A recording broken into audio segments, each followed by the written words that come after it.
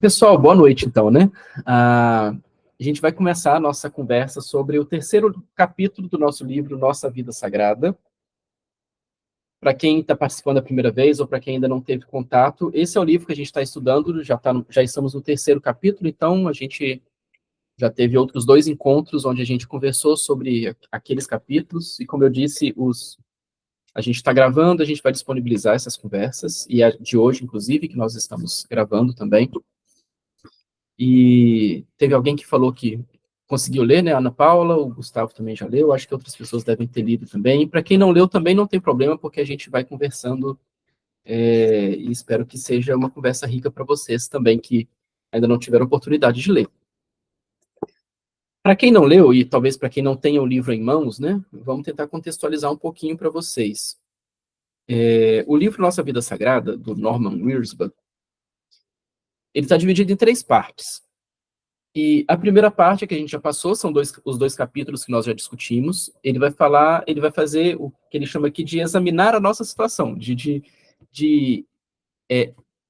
traçar o cenário em que nós vivemos hoje, no século XXI, em relação à forma como nós nos portamos como humanos diante do mundo, em relação ao nosso potencial de, de agir no mundo e de transformar as coisas.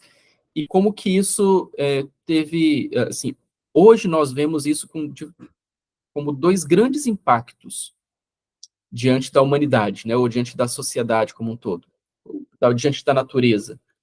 É o que ele fala no primeiro capítulo e no segundo capítulo. No primeiro capítulo ele fala do antropoceno, né, que é essa percepção de que nós vivemos um momento na história da humanidade que é sem precedentes, e que esse momento mostra como que o ser humano, a capacidade do ser humano, né, e o poder do ser humano, o potencial que o ser humano tem de modificar o ambiente ao redor, transformou o planeta Terra de forma tão absurda, ou de forma tão intensa, que o mundo que nós vivemos hoje é um mundo em que o ser humano é quase uma força geológica em cima da Terra, né? Uma força que tem capacidade de alterar em grande escala a estrutura do próprio planeta, né? E isso implica a alteração das estruturas climáticas, dos ecossistemas, e o impacto que o ser humano causa sobre o planeta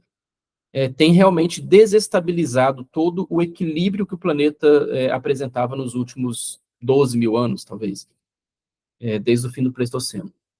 E aí, por isso, a gente chama essa época, né, que começa, talvez, a partir do século XX, e aí ele traz um cenário sobre isso, né, mas mostra como que nós vivemos nesse momento que é chamado de antropoceno, que está debaixo de grandes impactos negativos da forma, da postura que o ser humano se coloca sobre o planeta, sobre a natureza. Então, é uma questão da relação do ser humano com a natureza e como que o ser humano transforma os ambientes.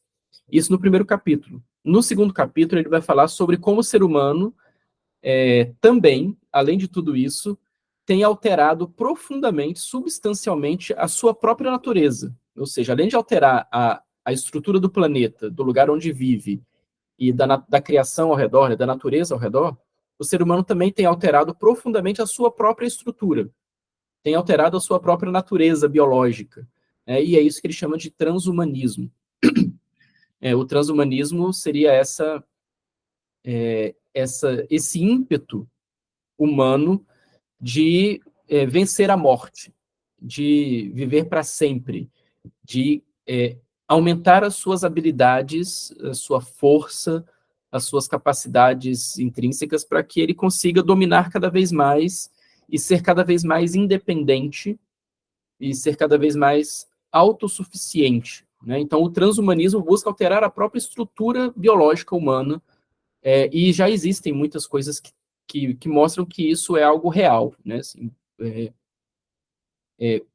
não só de forma negativa, e ele deixa muito claro isso, né? Existem muitos avanços científicos, tecnológicos, que alteram a estrutura do planeta e alteram a nossa estrutura biológica de forma positiva, né? Isso é bem-vindo. A questão é que existe um desequilíbrio tão grande, existe uma busca de poder e de autossuficiência tão grande, que isso acaba assumindo conotações extremamente negativas, principalmente na forma como nós nos portamos em relação aos outros. E aos outros tem a ver com a natureza ao redor, com as espécies e com as plantas e tudo mais, com os outros animais, com as plantas e com toda a estrutura do planeta, mas também com os outros seres humanos, né? Como que nós, reféns do pecado e da queda, a gente acaba, nesse processo todo, causando muitos males, né? Então ele traz esse cenário em que nós vivemos, e que essas duas questões são muito importantes para a gente entender a nossa posição no mundo hoje. E, e assim ele conclui a primeira parte do livro, né? E na segunda parte, a gente está começando agora, que é o que ele chama de voltando aos fundamentos. E voltando aos fundamentos é que ele está tentando resgatar uma ideia de propósito, de sentido, né? De para que os seres humanos existem. Né? Se os seres humanos não existem para serem autossuficientes e para buscarem a glória própria, né? E para serem, cada cabeça uma sentença, para cada um seja uma pessoa que vai buscar a sua total independência e dar as regras por conta própria. Se o ser humano não foi criado para isso, para que o ser humano foi criado? Ou, pensando num ponto de vista de uma criação mesmo, né? Ele vai tentar buscar uma resposta para isso. Para que nós existimos? Ou o que as estruturas... desculpa, eu estou com um pigarro muito forte. O que as estruturas que nós entendemos através da própria ciência, né? As estruturas ecológicas do planeta, os ecossistemas, e as espécies que nos cercam, o que nós podemos aprender a partir disso, e como que nós podemos aplicar isso para nossas vidas, né? E aí ele vai trazer, talvez, uma compreensão realmente muito alicerçada na ciência, uma ciência boa, bem feita, e o que tem de mais atual, de mais recente,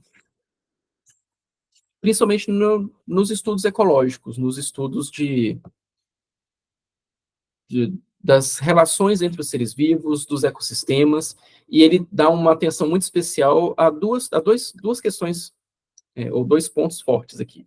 Ele fala do solo e ele fala das plantas. Eu não sei se vocês que leram, eu queria ouvir de vocês um pouco sobre isso. O que vocês acharam desse capítulo? O quanto de novidade talvez vocês têm nessa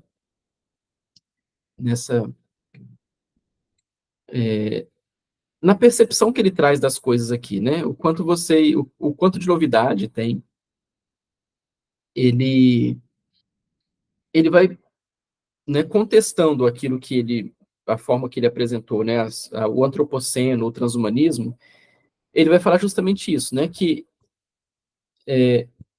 no comecinho do capítulo ele fala que o transhumanismo, o antropoceno, eles refletem uma profunda insatisfação com a concepção de mundo e da nossa vida. É como se a gente não estivesse satisfeito com o que Deus nos dá, né, e nós queremos fazer do nosso jeito, nós queremos remodelar o mundo à nossa própria semelhança, né?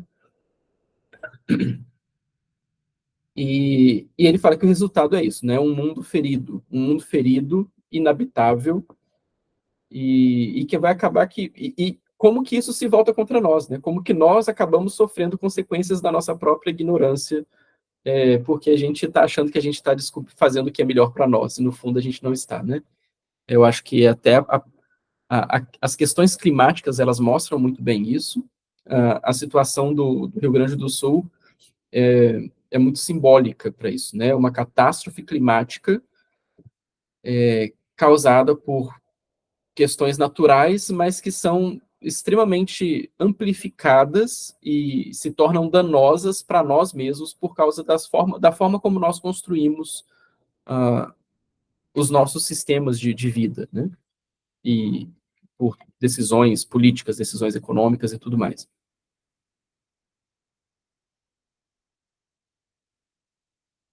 Alguém quer comentar alguma coisa sobre esse capítulo especial, ou alguma dúvida sobre os outros capítulos também que ficaram para trás, ou que a gente comentou?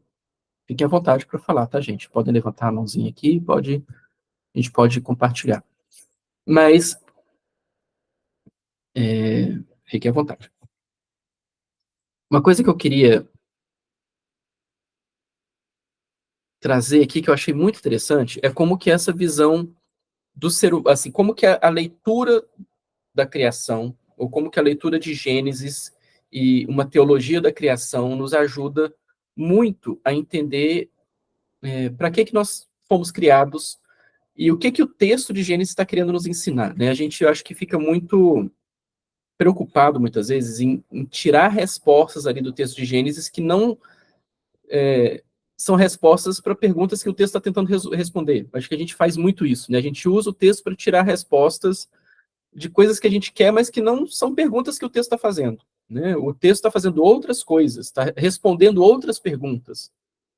E uma coisa muito interessante é como que o texto, ele vai falar principalmente do texto de Gênesis 2, né? O relato da criação em Gênesis 2, que complementa Gênesis 1, como que a forma como se fala do solo é muito especial, né? Uma forma muito que às vezes passa imperceptível para muita gente, mas o que ele traz aqui é maravilhoso, assim, né? E tem alguns outros autores que eu já li que trazem uma perspectiva que, assim, quando eu li, explodiu minha cabeça, né? De entender o solo como um personagem, né? O solo é um personagem do relato da criação. O solo é um personagem em Gênesis 2. E a gente não vê o solo como personagem, a gente simplesmente passa batido por ele, né? Eu acho que isso é uma percepção chave, assim, para a gente entender que ah, o relato da criação, inserido no contexto do povo hebreu, das sociedades agrícolas daquela época, elas tinham isso muito forte, isso era muito claro para eles. A gente perde isso, né, no mundo hoje, mas para eles isso era muito forte, muito claro, né? O solo era uma personagem que você lida diariamente e que o relato de Gênesis está mostrando que, tá vendo o solo? Você depende do solo, você ara o solo, você planta e você veio dele, né? O solo recebeu vida da parte de Deus e ele não se torna, você como ser humano não se torna um Deus fora do solo. Você se torna humano dentro do solo, né? E ele usa umas frases legais aqui que eu acho são muito significativas, né? Na página 101, ele vai falar que nós somos basicamente uma variação do solo que se move. Nós somos solo andante, né? É um solo que usa roupa, mas é solo, porque a gente é solo. E aí aquele jogo de palavra lá de Adão, Adama, fica mais forte ainda. Porque a gente não veio do solo de forma que a gente deixou de ser solo. A gente continua sendo solo, né? Nós continuamos tendo a mesma estrutura do solo básica de átomos e moléculas que estão presentes no solo. E o fato da gente, lá em Gênesis 3, né, já falar para Adão que ao solo você volta, né? Tipo, esse ciclo sem fim da vida, é muito claro isso, né? Nós somos solo, nós somos essencialmente formados de solo, e a comida que nós comemos vem do solo, nós dependemos desse solo, nós só conseguimos viver na base desse solo, né? Existe uma dependência muito grande, e se a gente lê Gênesis de uma forma extremamente antropocêntrica, como a gente vê muitas vezes pessoas fazendo, a gente perde essa conexão, a gente perde a noção da dependência, né? E a gente acaba se tornando ou assumindo uma postura humana, quase divina, de que nós somos independentes do solo. Nós não somos independentes do solo. Tem até uma parte que ele vai falar sobre como que os estudos de microbioma, né, intestinal e tudo mais, e a comparação de microbioma intestinal com o microbioma do solo mostra que as bactérias ali têm afinidades filogenéticas muito fortes. Ou seja, as próprias bactérias que nós temos, elas também são próximas das bactérias do solo, porque é a mesma coisa, né? A gente tem e como que nós, como parte do solo, somos verdadeiros ecossistemas, justamente pelo tanto de seres que vivem conosco, né? Nós somos ecossistemas.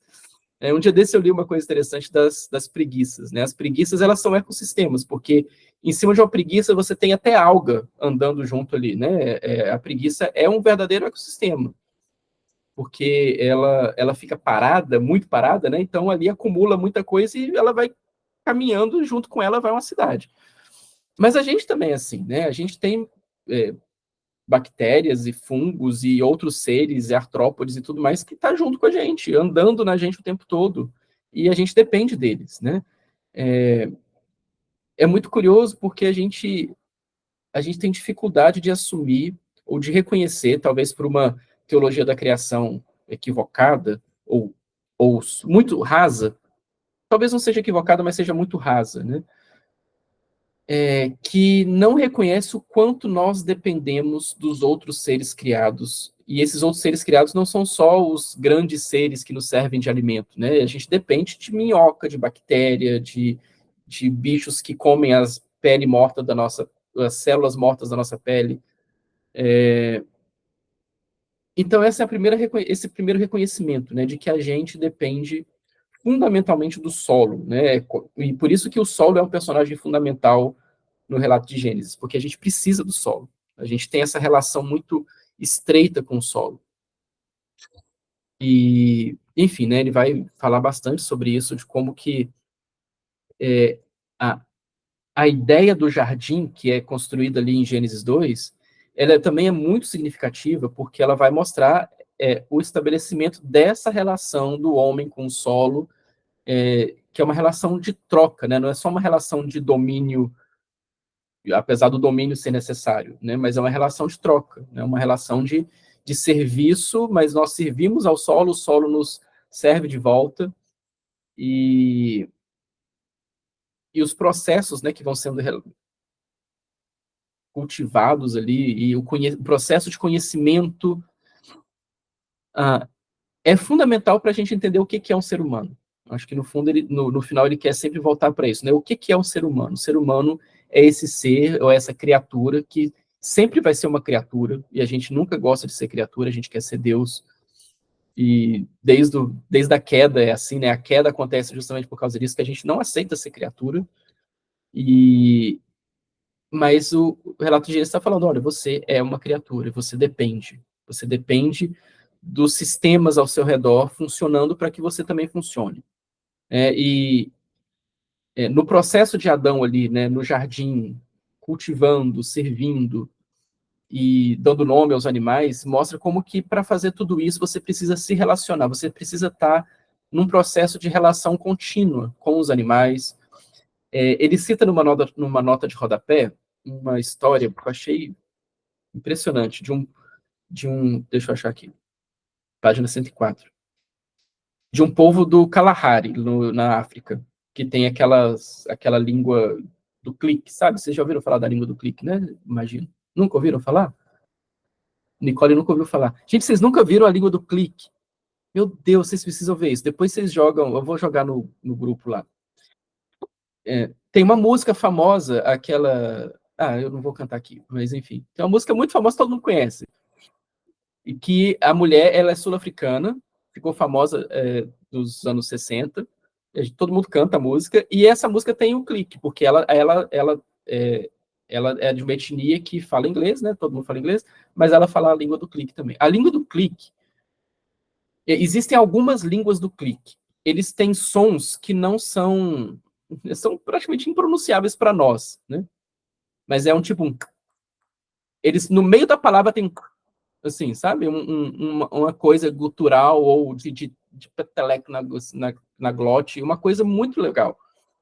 É chocante ver eles falando, e é bonito demais.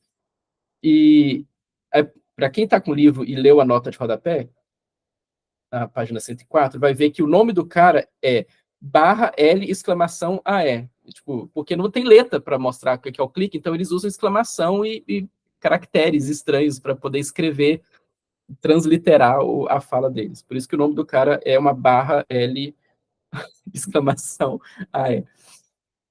Enfim, mas esse cara dessa tribo, né, do Kalahari, é, é um caçador, e aí o livro, né, que está sendo citado aqui, o autor do livro conviveu com essa tribo, conviveu com esse cara que era um caçador da tribo, e ele fala que o processo dele se tornar um caçador, desde criança, é um processo de profundo conhecimento dos animais, da floresta, de chegar a um ponto aqui, deixa eu até ler para quem não tem aí.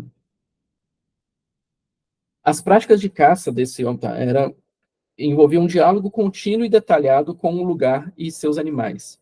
Para obter sucesso, ele tinha de conhecer as idiosincrasias de cada animal, a dieta, os hábitos, os comportamentos, a forma de criar os filhotes, e ele tinha de saber ler os sinais e inferir a disposição, as circunstâncias, as intenções do seu criador para rastrear o animal. Ele tinha que saber, assim, para rastrear um bicho, ele tinha que saber tudo sobre o bicho. E, e ele era tão íntimo do seu lugar que onde qualquer pessoa visse apenas os sinais, né, tipo, tem um rastro aqui, ele explicava, ele conseguia explicar, ter descrições detalhadas dos movimentos, das motivações do animal. Ele explicava para onde os animais estavam indo, e a razão por que eles estavam indo, o que eles estavam fazendo, onde eles estavam. Ele dizia o sexo, o tamanho, se estava saudável, se estava faminto, se estava nervoso. Ele, pelo rastro do bicho, ele sabia tudo isso sobre o bicho. Ele conhecia profundamente. Tipo, parece que o que Deus queria com Adão era isso, assim, né? Tipo, conheçam os seus. Não é só dar um nome, isso aqui é um lagarto. Não, conheça o bicho. E ele vai citar alguns outros autores aqui. Ele cita o Wendell Berry também, que sempre ele vai citar o Wendell Berry, que é um autor fantástico que a gente precisa conhecer. Sobre essa questão do enraizamento. Não sei se vocês pegaram essa parte também. A ideia do enraizamento tem muito a ver com isso, né? De você estar no jardim, você conhecer o jardim, de conhecer as criaturas que estão naquele jardim, conhecer as vidas dessas criaturas, inclusive conhecendo aquelas que podem ser parceiras em potencial e aquelas que são inimigas, né? No sentido de que você tem que ter uma distância. Né? Conhecer os animais não significa que você vai ser amigo de todas, né? Você vai saber aquelas, inclusive, que você tem que manter distância, que são perigosas. Mas tem aquelas que podem caminhar junto com você e tudo mais, né? Mas para tudo isso você precisa ter um processo de enraizamento.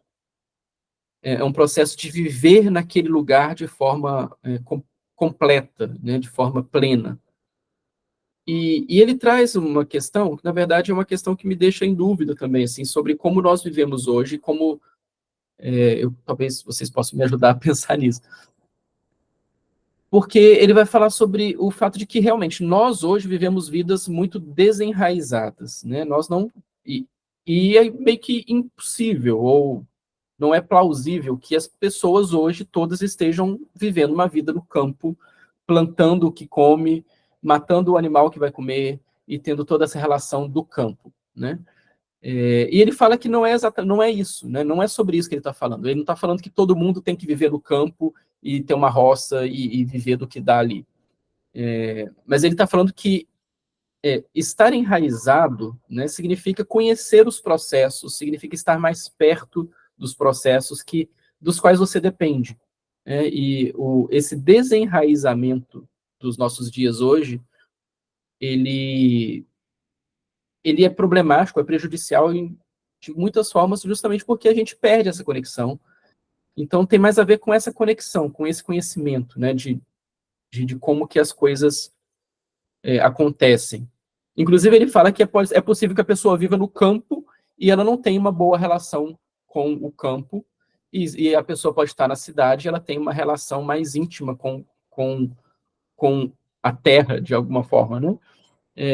Isso me deixou muito curioso, assim, eu fiquei muito pensativo sobre como é isso, ou sobre como que nós podemos cultivar vidas assim hoje na vida urbana que a gente tem. Eu penso na minha vida aqui, por exemplo, eu estou no meio de um monte de prédio, no 8º andar, e em volta de mim da minha janela eu vejo 5 prédios aqui em volta. E o meu bairro, minha rua é só prédio, prédio. Não tem terra, só tem concreto e asfalto e concreto. Os cachorros fazem xixi na calçada de concreto, e é uma coisa assim insana. Eu sei que talvez alguns de vocês não estejam no nível tão radical assim, mas a minha situação é essa. E eu fico assim, meu Deus, como eu posso tentar cultivar uma vida mais enraizada, né? Ele fala também, assim, em paralelo com isso, sobre a mobilidade, né? Ele fala que no mundo que a gente vive hoje, a mobilidade é muito grande, né? A gente acaba não criando raízes porque a gente sempre está se deslocando, a gente pode morar em outro lugar. Só que ele fala que isso também acontece na história da humanidade, né? Na verdade, na história da humanidade, o que acontecia é justamente de pessoas, ou tribos, ou aldeias, povos que estão no lugar, ficam ali por um tempo, mas depois que esgotam os recursos daquele lugar, elas vão embora para outro lugar, né? No Nômades faziam isso. Então, isso não é uma exclusividade moderna. Isso é uma coisa da história da humanidade. E, na verdade, ele vai falar até sobre como que impérios antigos caíram porque esgotaram os recursos, né? Os, os astecas, os maias principalmente, eu acho. Né? O império deles caiu não foi por causa dos europeus que chegaram, caiu porque eles esgotaram seus recursos e pronto, a sociedade entrou em colapso, a economia entrou em colapso e a gestão da natureza não foi bem feita e a gente vê como que isso é um problema de toda a história da humanidade, né? De esgotar recursos, depois você migra, só que de repente você não consegue mais migrar e uma sociedade desanda. Mas em comparação com esses impérios ou essas grandes sociedades, até mesmo as primitivas, ele vai falar sobre povos indígenas, né? Como que povos indígenas vivem no mesmo lugar durante séculos, às vezes até milênios, e eles estão vivendo ali dispostos a lidar com aquele lugar, que é o lugar deles, que é a terra deles, aprendendo o que é aquele lugar, aprendendo quais os limites daquele lugar, aprendendo como essa troca é feita, de o que você pode fazer para que aquele lugar te retorne coisas boas também, então tem uma troca, e, ou seja, né, sem esgotar os recursos daquele lugar, mas disposto a lidar com os problemas daquele lugar também, né? É um lugar que tem secas periódicas, mas a gente vai viver aqui e a gente vai conseguir lidar, inclusive, com o período de seca. É um lugar que tem cheias, a gente vai lidar com as cheias. E aí você vê que realmente existem tribos indígenas, existem povos originários em vários continentes que estão ali vivendo enraizados, né, de certa forma, porque eles fazem parte de um lugar e, e eles entendem tão profundamente aquele lugar que eles se tornaram parte daquele lugar, né? E entender que nós somos solo, eu acho que faz parte disso, né? De entender que nós somos parte de um lugar. Mas eu acho que a minha grande dúvida é que eu fico preocupado, assim, né? De como tirar como evitar que isso se torne uma fala muito utópica e como aplicar isso à nossa vida que está tão distante disso. Eu não tenho uma resposta para isso. Não tem mesmo. É algo que já é a segunda vez que eu leio esse capítulo, e eu li quando a gente traduziu, e eu li agora de novo, e eu fico pensando como fechar essa equação. Não sei se vocês querem comentar alguma coisa.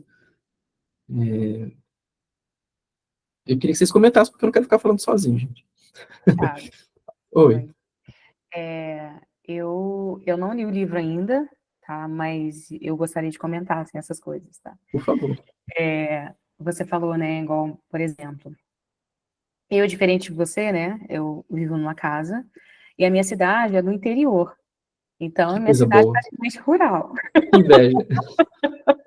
Então, assim, é totalmente oposto, né, onde você mora. Mas, quando você estava trazendo a sua fala, nesse aspecto, né, eu vejo que há uma dificuldade também, apesar de eu ser uma cidade de campo, né, ainda falta essa consciência nas pessoas. E aí você falou um ponto aqui, na verdade, né, várias coisas dá para a gente falar, mas eu queria trazer o ponto de uma das suas falas do início, assim, da má compreensão de Gênesis, da má compreensão da criação.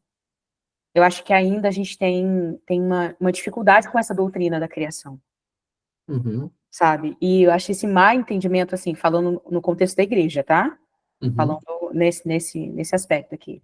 Acho essa falta desse entendimento, assim, olha, o nosso Deus é o Deus criador. Esse é o primeiro atributo que a gente conhece dele. Ele é o Deus criador. E aí, quando a gente olha lá para o Salmo 19, né, que os céus proclamam a glória, não é só os céus ali, tudo proclama a glória. Uhum, Então, assim, se a gente parte desse ponto, que todas as coisas ao nosso redor proclamam a glória dele, então conhecer mais o que ele criou nos faz ter um relacionamento melhor.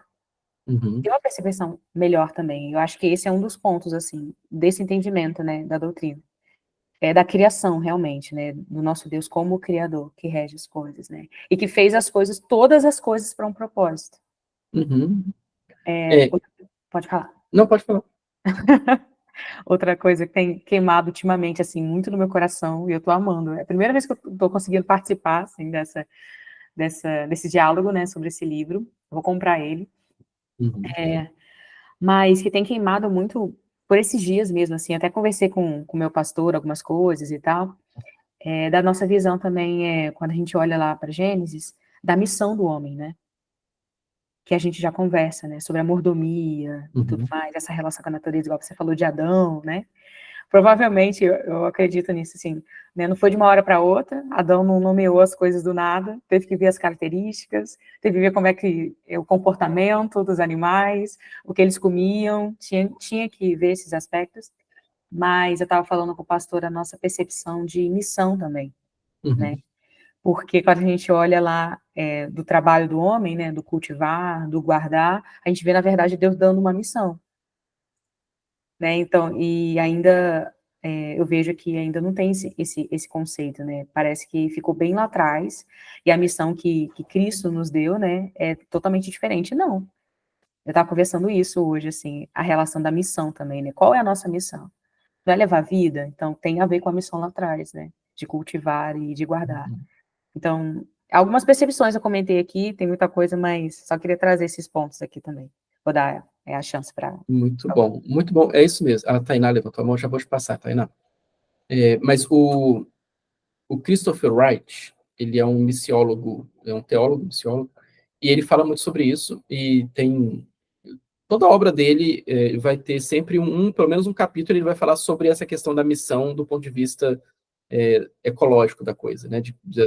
Desse contexto mais amplo de como que nós, como seres criados com uma missão lá em Gênesis, né? Como que isso realmente tem a ver com a missão de Deus no mundo através de nós e como que a missão que Cristo dá complementa essa missão, mas não revoga essa missão, né? Essa missão de cuidar das coisas, de servir ao mundo, ela tem tudo a ver com isso e faz parte de quem nós somos, né? Então a gente precisa revisar isso às vezes. Na verdade, precisa revisar constantemente o que nós entendemos, né? A gente segrega a Bíblia, né? Tem o Novo Testamento, a missão que Cristo dá, e tem o Antigo Testamento, a missão do Éden, como se fossem coisas totalmente distintas, e na verdade são as mesmas coisas.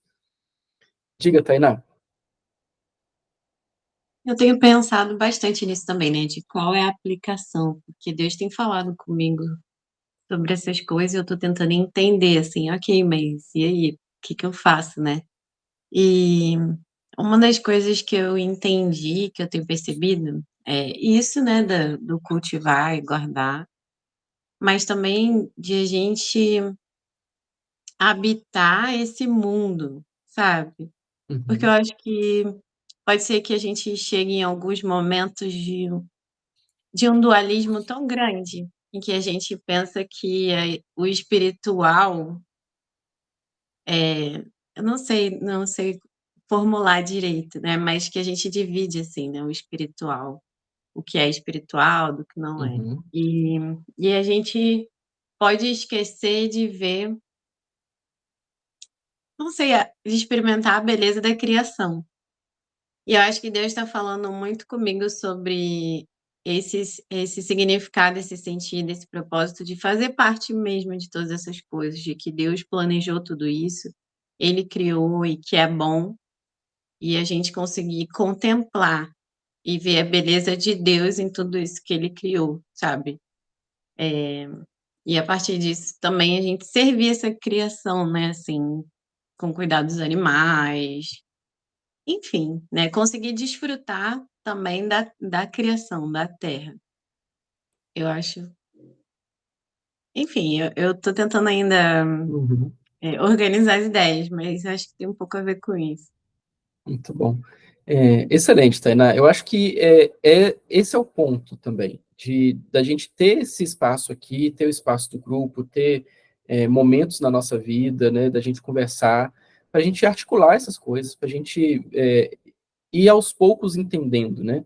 É um processo, e tem a ver, inclusive, com o processo aí que a Nicole estava falando, né, de nos relacionar com a natureza, do Adão se relacionando com os animais, dando nomes e tudo, né?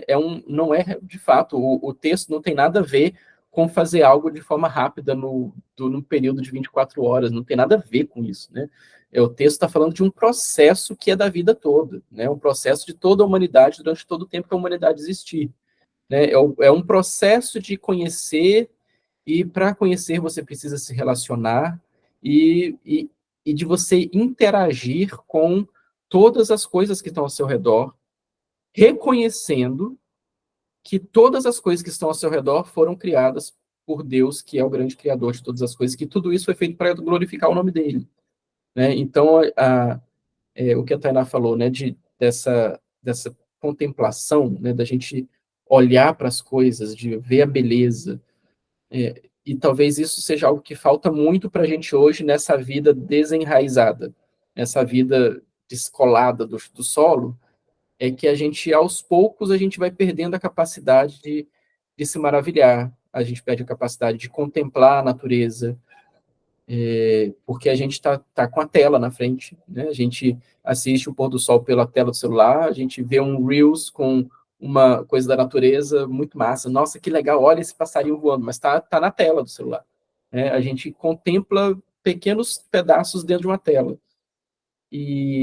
Ou a gente contempla a tecnologia, né? A gente vê a beleza na tecnologia, nos filmes, na, nas artes tecnológicas, que a gente vai no cinema ver um filme, a gente vê uma música, e isso é muito bom, né? A gente admirar as artes.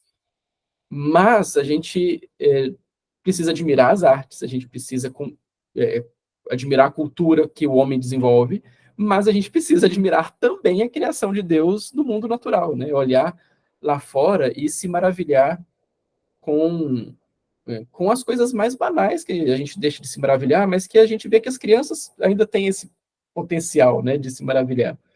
É mais triste ainda ver como que aos poucos até as crianças vão perdendo essa capacidade de se maravilhar, né, de olhar para tudo e falar, uau, tem uma coisa aqui.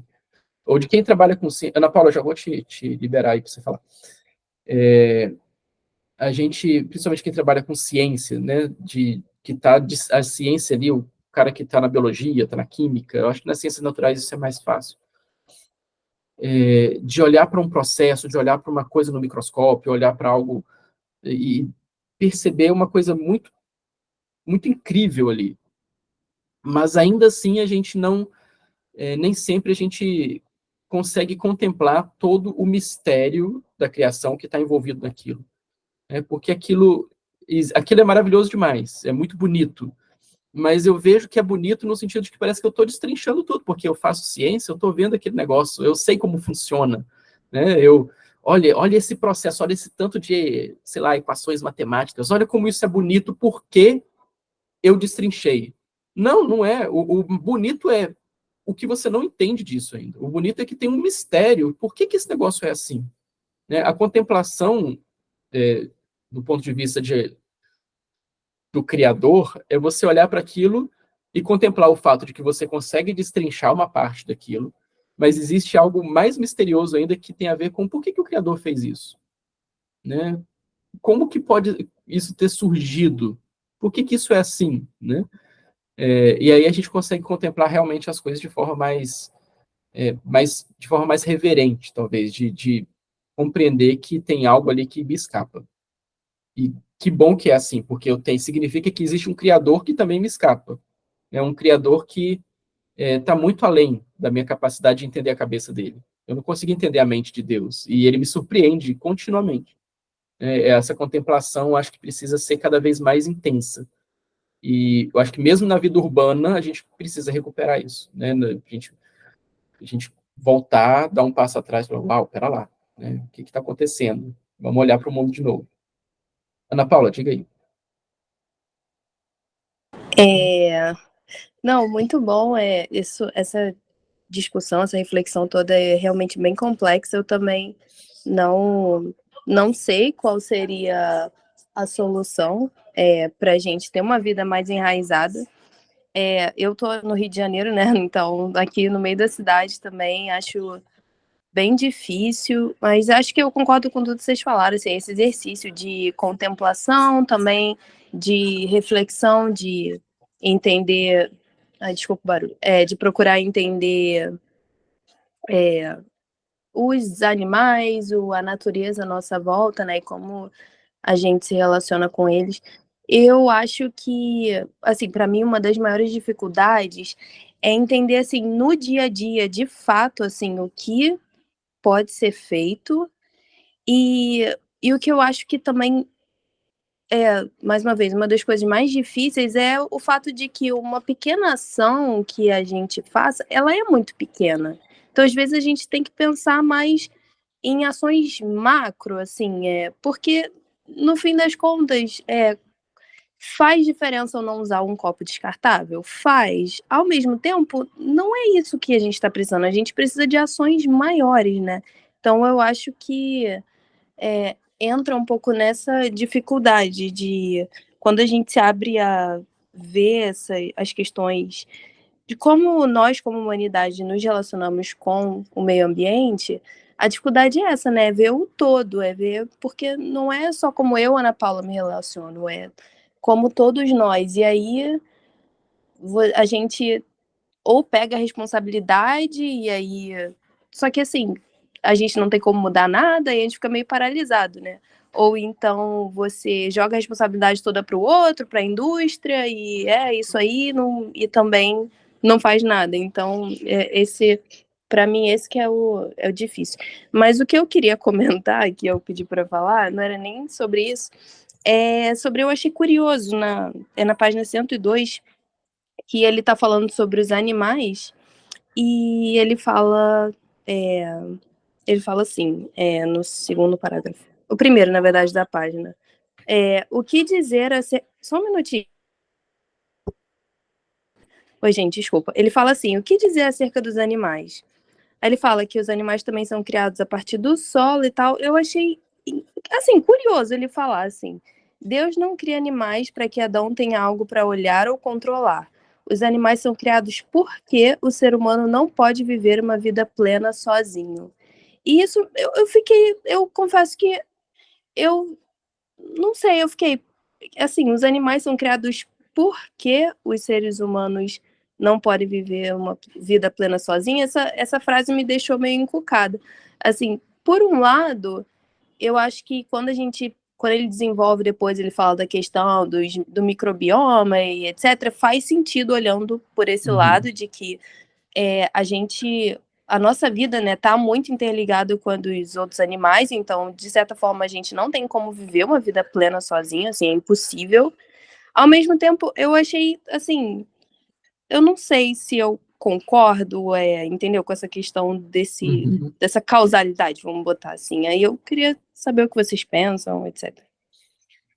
Curioso que eu achei estranha essa frase. Não sei se eu tenho que olhar no original depois. Posso olhar e comparar para ver como é que ficou a tradução. Tem isso também, né? Mas eu achei estranho a forma que foi estruturada essa frase, porque realmente parece uma coisa de causalidade, né? Tipo, foi criado para nós, né, de alguma forma. Mas eu acho que o que ele quer dizer tem a ver com isso que você pensou aí mesmo, não é que foi criado, todos os animais foram criados para nós, mas é que se Deus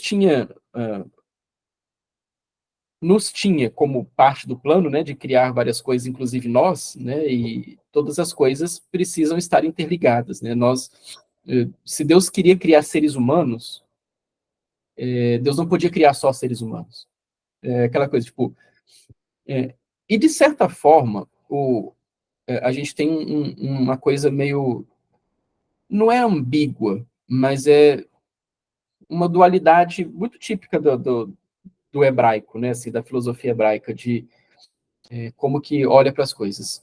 de certa forma, o ser humano, ele é especial, porque o Gênesis 1 diz isso, e a Bíblia afirma isso em outras ocasiões também. O ser humano é especial, e Cristo encarna como ser humano, né? Aquela coisa, se Cristo ia se encarnar como ser humano, Deus precisava criar seres humanos. Né? Assim, tem uma cadeia lógica aí. Então, Deus quer seres humanos. Deus quer criar seres humanos. Mas, para Deus criar seres humanos, ele precisa de uma série de outras coisas para que seres humanos existam. Talvez tenha a ver com isso também, né? Tipo, tem uma frase, um pensamento do Carl Sagan, que é muito interessante. Que o Carl Sagan, ele fez lá da década de 80, se eu não me engano. Ele fala que se você quiser fazer uma torta de maçã, um apple pie, uma torta de maçã do zero mesmo, assim, a partir de um rascunho, vou criar uma torta de maçã. Você precisa criar o universo. Então, se Deus quis criar o homem, ele precisou criar o universo. Entendeu? Porque para você fazer um homem, você precisa de átomos, você precisa de muitas coisas. E você precisa, inclusive, de outros seres ao redor para que as relações de interdependência funcionem, para que o ser humano viva da forma como Deus planejou. Né? Ele podia muito bem criar o ser humano como uma entidade etérea. Mas não, Deus quis criar isso que Deus criou. Né? Tipo, é um desses mistérios que a nossa contemplação vai enxergar. Tipo, uau, opa, né? Pera lá. Significa que não precisava de ter nada disso? Não, não precisava. Mas foi o que Deus quis. Né? Ele quis fazer tudo isso do jeito que foi. Ele quis fazer seres que tenham átomos que estão conectados a um planeta que tem solo e onde essas moléculas vão existir de diversas formas. E para isso Deus precisa de criar um universo inteiro para que os átomos sejam feitos nas explosões das estrelas, das supernovas e tudo mais. É uma coisa incrível isso. Então, se Deus tinha humanos em mente, no plano, Deus precisava criar animais ao redor também por isso, entendeu? Mas talvez seja isso que essa frase dele aqui tem a ver, né? Tipo, não posso. Se eu quero ter homens, eu preciso ter outros seres também. Mas eu não preciso. Eu posso ter outros seres e eu não preciso ter o homem. Enfim, não sei. Mas a sua colocação foi legal, Ana Paula, porque eu também senti a mesma coisa, né? A gente sempre vai ter que lidar com essa dualidade do homem ser muito especial, porque o homem é a imagem de Deus e nenhum outro ser criado é a imagem de Deus. Mas, ao mesmo tempo, e a Bíblia ela não demora em colocar isso no lugar, né? Porque em Gênesis 1, o relato fala que nós somos especiais. Nós somos uma criatura feita à imagem de Deus, então, e nós somos a única criatura que é a imagem de Deus. Isso sobe a nossa bola, né? Então, para não subir a nossa bola tanto, você vira a página da Bíblia e já está falando que você é solo igual aos outros, você veio do pó igual aos outros, você é igual aos outros, você é uma criatura. Então, calma, você não é divino, você não é um Deus, você é uma criatura igual a minhoca. E aí a gente lida com essa dualidade. Né? Se a gente perde um dos pontos dessa dualidade, a gente vai ter problemas. Porque se a gente considera só que nós somos do pó como qualquer outra criatura, a gente não consegue ter uma visão de mundo que reconhece o nosso papel de serviço e o nosso papel de dignidade intrínseca. Mas se a gente só coloca esse fato de nós sermos especiais e a gente não se coloca enraizado, a gente começa a se ver como deuses, né? E aí a gente, como deuses, nós exploramos o que nós queremos, nós destruímos a terra ao nosso bel prazer, a gente faz o que a gente bem entende de acordo com a nossa vontade. A nossa vontade é feita porque nós somos divinos. Então a gente precisa dessas duas coisas que se encontrem para equilibrar o nosso entendimento de quem nós somos, e aí a nossa visão, a visão da nossa missão também vai ser qualificada em cima disso, né? Vai ser corrigida em cima disso, para a gente ter uma vida equilibrada e uma missão equilibrada. Para a gente caminhar para o final, depois disso tudo, né, ele fala do solo, ele fala do enraizamento, né, da gente viver nesse contato intenso com a estrutura que nos cerca, com as estruturas que nos cercam de que nós dependemos, né?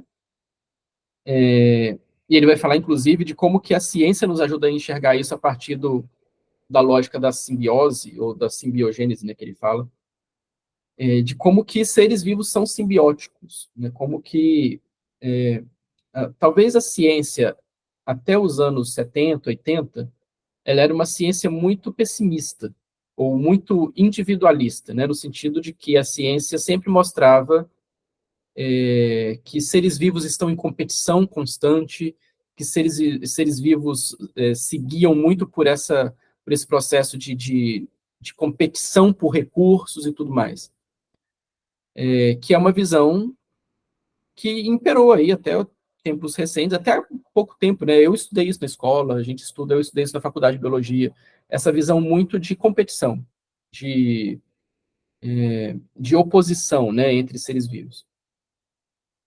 Mas de poucos anos para cá, tem se ficado cada vez mais forte que talvez não seja esse exatamente o caso, né?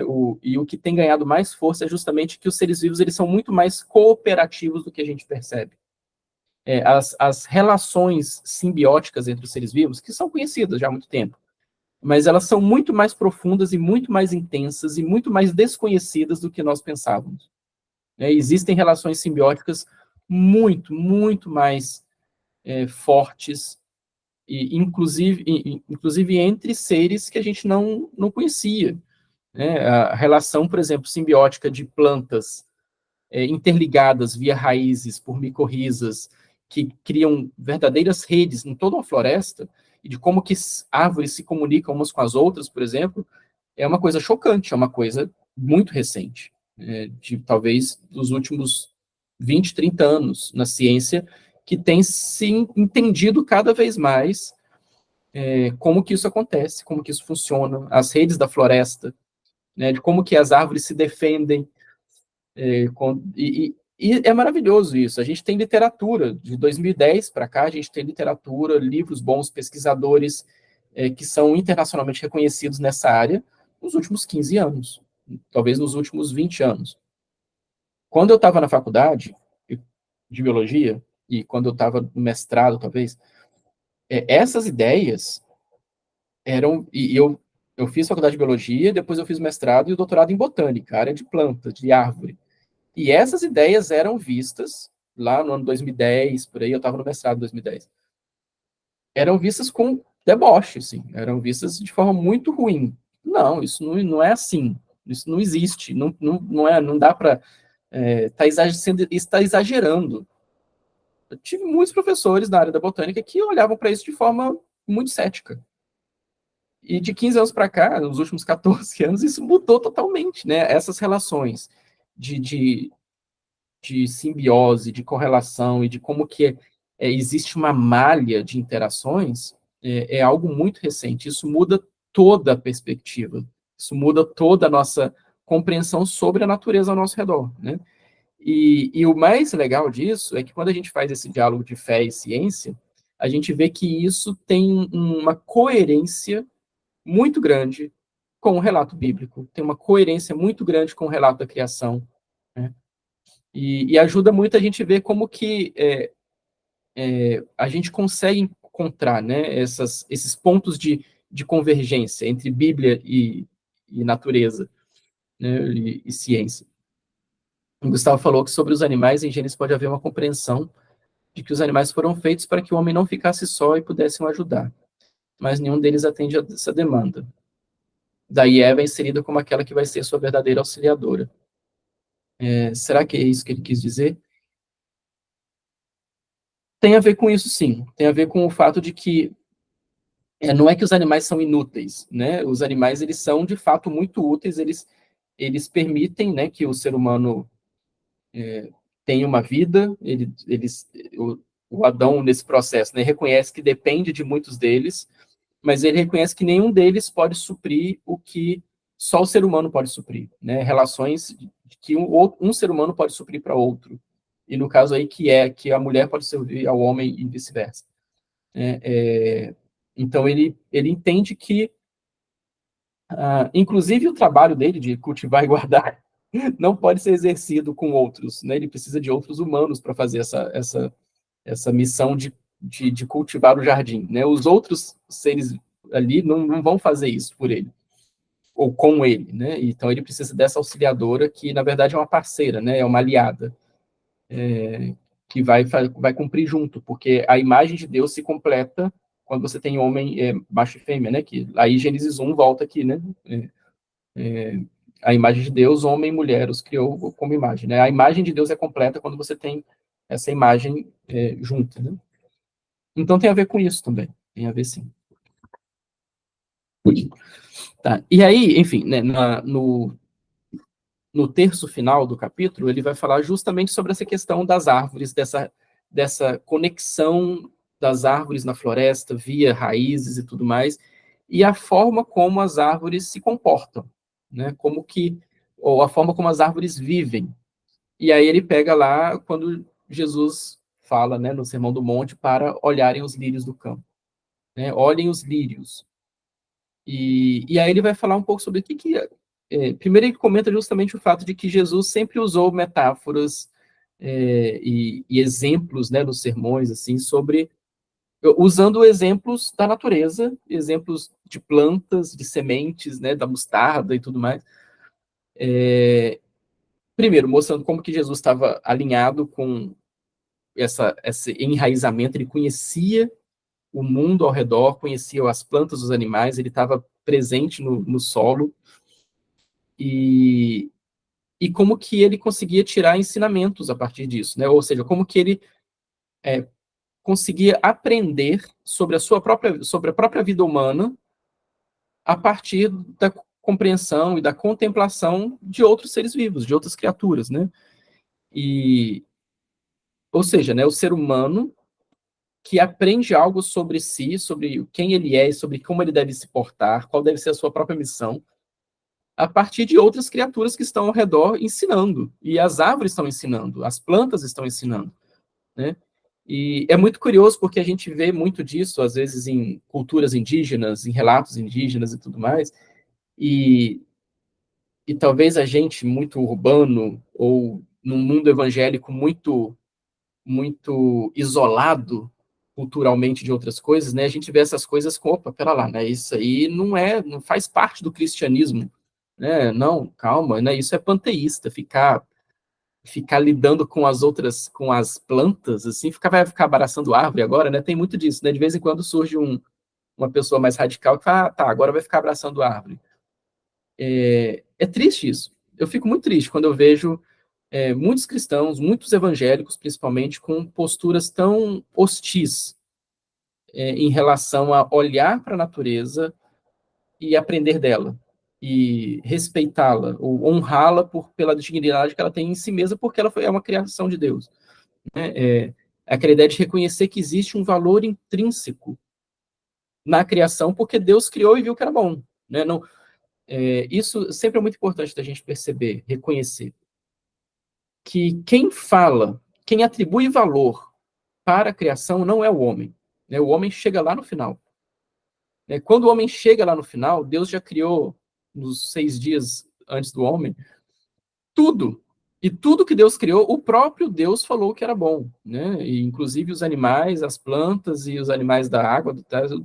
Deus falou que tudo era bom. Ou seja, é Deus que atribui um valor intrínseco às coisas. Elas têm um valor em si mesmas, porque Deus fez elas assim. Então, todas as coisas criadas têm um valor.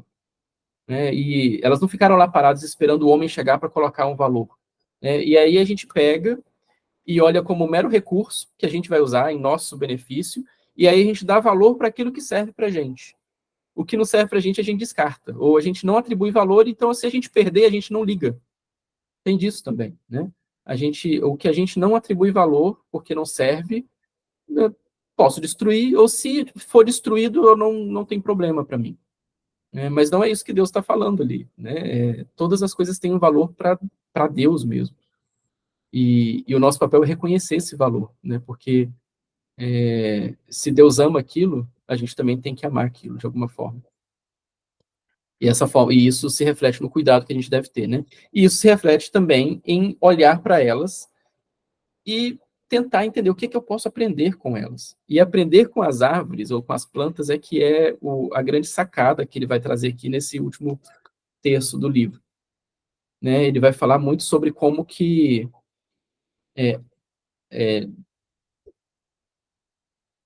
talvez o grande exemplo de uma criatura enraizada, literalmente, é a própria árvore. Né? A árvore, ela não migra de um lugar para o outro, no sentido de que ela acabou os recursos dali, ela vai para outro lugar. Não, a árvore é uma criatura que aprendeu a lidar com o ambiente onde ela está, custe o que custar.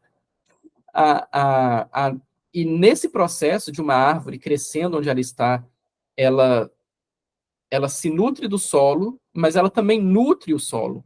Né? É uma relação de troca muito intensa, e ela participa da vida dos outros seres ao redor. Né? Uma árvore também é um verdadeiro ecossistema, onde você tem um monte de seres, de animais, de plantas que vivem ali. Né? Você tem o conceito, essa questão aí das malhas, né? Eles também descobriram o conceito da árvore-mãe, né? Não sei se vocês já viram isso. As florestas têm as grandes árvores, as com calibre maior, as que são mais antigas, elas são chamadas de árvores-mãe, né? Existe as conexões dessa árvore com as outras ao redor são tão intensas que ela nutre as outras, que outras existem sinalizações de, por exemplo, de desnutrição, de falta de um nutriente, alguma coisa, que essa árvore maior ela envia nutrientes para outras árvores. E existem tantas criaturas e tantas árvores ao redor dessa árvore mãe que se beneficiam dessa árvore mãe, que hoje, por exemplo, quando vai ter que fazer um desmate, alguma coisa assim, eles já identificam para poder manter as árvores mães, porque se você tira uma árvore mãe, você perde muito da floresta. Mas você consegue, então para manejo florestal, até isso é importante hoje, de entender como é que funciona isso, né? Porque uma floresta não é só uma floresta. Uma floresta é um mundo que está acontecendo ali. Alguém tinha levantado a mão? Quem que quer falar? E eu, Pode. eu tô fazendo eu fiz, né, concluí agora um curso de gastronomia. E eles falavam muito sobre sustentabilidade e tudo mais. Uhum. E tinha ênfase em azeite. E a gente aprendeu muito sobre o processo Uhum. de plantação das oliveiras, etc. E eu fiquei pensando assim, Deus, não é possível. Por que eu estou aprendendo isso? Todo o processo de plantação da oliveira e tudo mais, a azeitona, né? Mas ao mesmo tempo era muito bonito e muito interessante conhecer todo esse processo. Eu falei assim, não é possível, Deus deve falar alguma coisa sobre isso. Aí eu joguei no Google assim, o que a Bíblia fala sobre oliveira. E aí apareceu vários versículos, né? E um deles falou muito comigo, que era esse Salmo 52:8, fala assim: "Porém eu sou como uma oliveira verde que cresce perto da casa de Deus. Eu confio no seu amor para sempre e sempre." E eu acho que tem um pouco a ver com isso que você falou de aprender com a criação, né? E que a Bíblia usa vários exemplos, assim, da criação o tempo todo, né? O Uhum. próprio Jesus, mas em outras partes da Bíblia também. Aí me lembrei disso.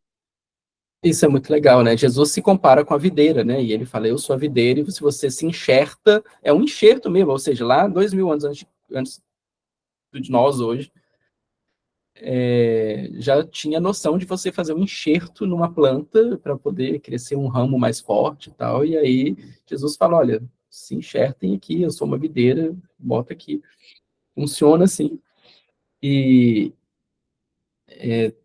tem, né, a parábola da semente que germina aqui nos solos diferentes. É muito legal isso, é muito legal ver como que Jesus traz essa relação com a terra, né? Tanto da pesca, ali do contexto da Galileia, quanto da sociedade agrícola, que conhece as plantas, que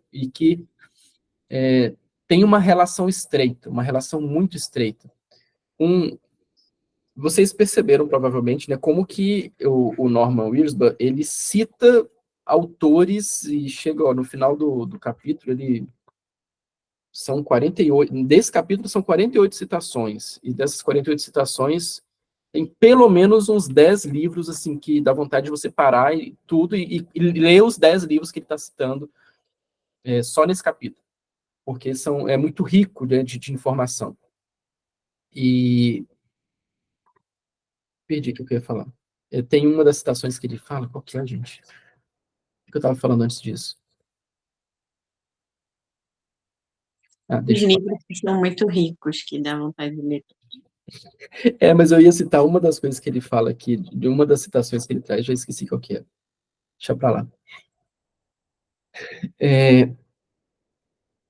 Mas é isso, né? Como que ter essa vivência, né? Esse conhecimento de onde as coisas vêm e de contemplar, de olhar para a natureza com essa reverência, de reconhecer a nossa posição em cima disso, não, e de reconhecer principalmente que a nossa posição enquanto criaturas, né, enquanto seres criados por Deus para servir, obviamente nós nunca fomos seres criados para explorar de forma destrutiva, né, nunca fomos criados para sermos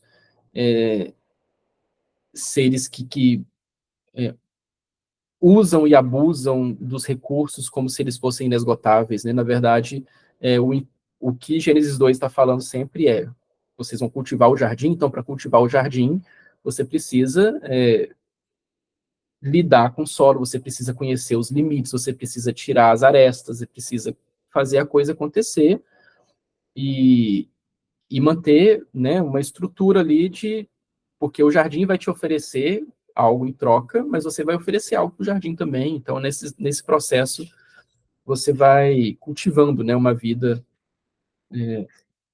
como Deus, ou de acordo com a mente de Deus, né? O que Deus tinha em mente quando nos criou? Então, ele vai falar dessa questão de como que a gente pode aprender com as árvores, que são criaturas que estão enraizadas, que se nutrem do solo, mas também nutrem o solo, né, que tem essa relação de troca, e que, por causa disso, elas contribuem para o florescimento de onde elas estão. Né? Elas contribuem, inclusive ele vai falar do exemplo da fotossíntese, que é uma coisa incrível demais, né? E esse capítulo, para mim, ele é muito, é muito significativo, porque toda a minha formação é em botânica, a minha esposa também, a Elisa, ela também, a gente fez doutorado em botânica. Então, esse capítulo, ter falado tanto de botânica, para mim, foi maravilhoso, assim, de ficar vendo essas coisas com essa perspectiva. E a fotossíntese, né, a gente passa por uma graduação, pós-graduação, mestrado, doutorado, a gente estuda fotossíntese como se fosse, assim, qualquer coisa mais banal, porque a gente estuda aquilo diariamente. E aí, de repente, ele vai falar sobre isso também, né, como que a fotossíntese é um processo em que a planta, ela absorve uma energia que vem do sol, de uma fonte externa, ou seja, né, a energia não é dela, né, a vida não é dela, assim, a vida não está nela, mas a vida vem de fora, né, da mesma forma que a vida não está em nós, mas é Deus que nos dá a vida, né, o sopro de vida vem de Deus. E como que recebendo essa vida, ou essa energia que seja, mas a, a árvore, ou as plantas, né, elas transformam aquilo em crescimento próprio e ela transforma em crescimento para o que está ao redor, né? Ela nutre não só a si mesma, mas ela nutre várias coisas ao redor. Né? Ela contribui para o florescimento de um ecossistema inteiro. Né? Uma árvore ali parada, a gente acha que é só uma coisa parada, ela não é só uma coisa parada, ela é uma estrutura extremamente dinâmica que está recebendo animais nos seus galhos, que tem ninho de passarinho, que tem vários bichos que dependem daquilo, e quanto maior uma árvore, mais ela se torna fonte de florescimento para tudo que está ao redor.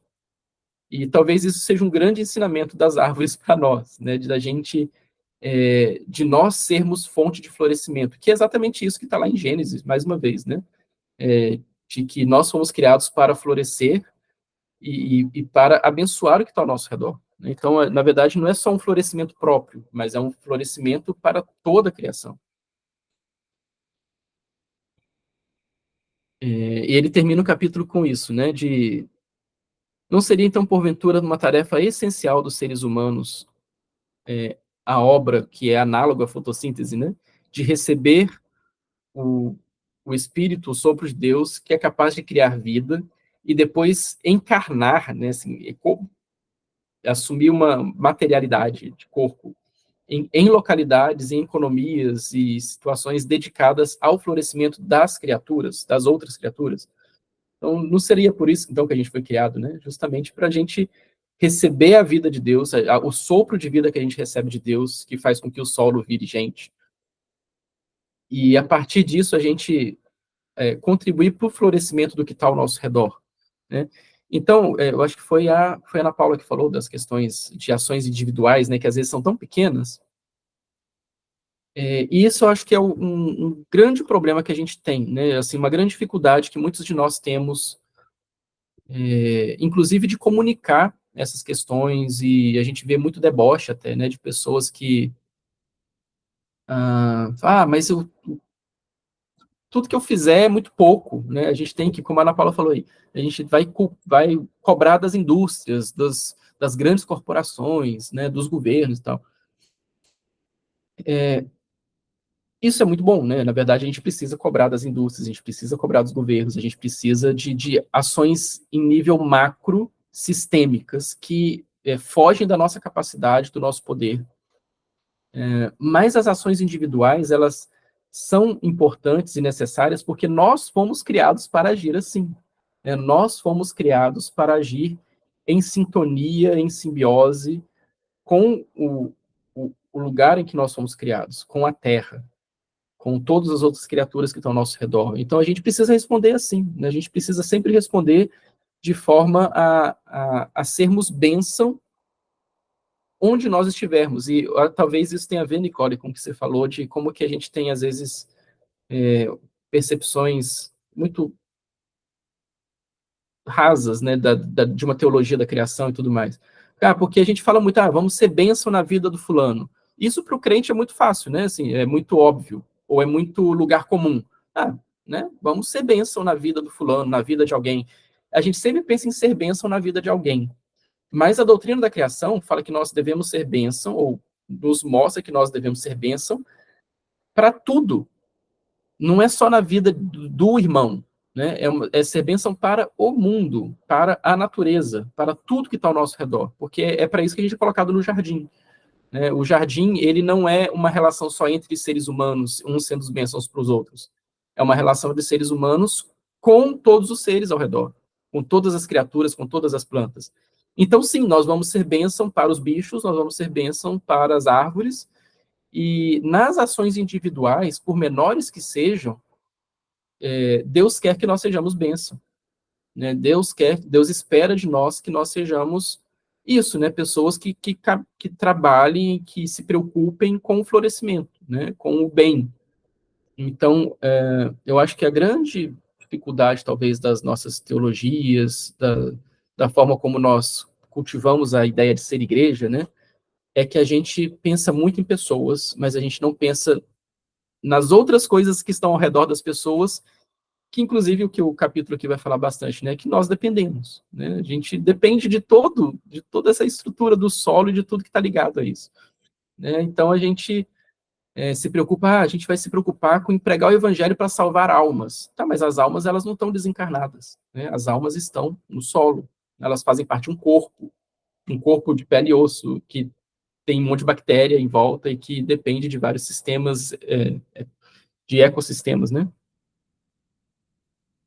Então é isso, para a gente fechar, né? A gente tem essa missão, né, de sermos seres humanos de acordo com a vontade de Deus, que nos criou para sermos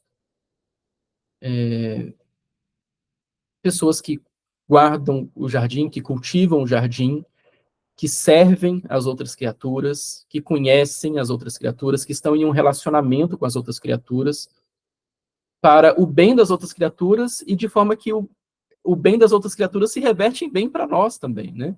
Porque, na verdade, a gente já viu, e isso já foi provado por A mais B, de que quando as outras criaturas não estão bem, nós também não estamos bem. Quando o ambiente, ou o meio ambiente, não está cuidado, não são só as criaturas que sofrem, nós acabamos sofrendo também, né? O Gustavo perguntou, a Giovana tinha falado que ia sair, eu nem vi a mensagem dela. Gustavo, você perguntou se isso não é um problema maior com as igrejas ocidentais. Eu tenho quase certeza que sim.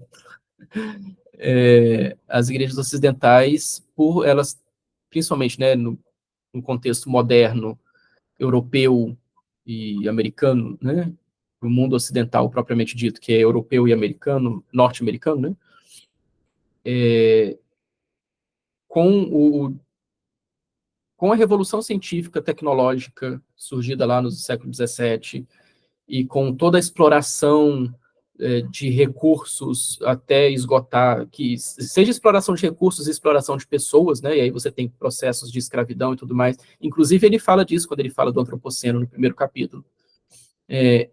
Isso é uma questão realmente muito forte do mundo ocidental moderno, né, colonial e tudo mais, que criou uma estrutura de relação do ser humano com o mundo extremamente agressiva, violenta, exploratória,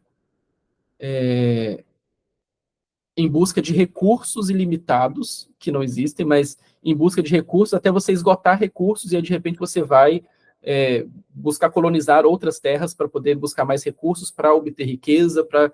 entendeu? Existe esse ciclo aí que se tornou muito forte a partir do século XVI para cá, e que é uma realidade do mundo ocidental. A gente cresceu debaixo dessa noção, né, de exploração da natureza, olhando para a natureza como meros recursos a serem usados por nós para o nosso benefício, porque nós atribuímos valor dessa forma, né? E as nossas economias foram desenvolvidas em cima disso. Então, a gente vê que existem equívocos muito grandes na forma de ler as escrituras e de aplicá-las ao mundo natural que nos cerca em relação ao que Deus espera de nós.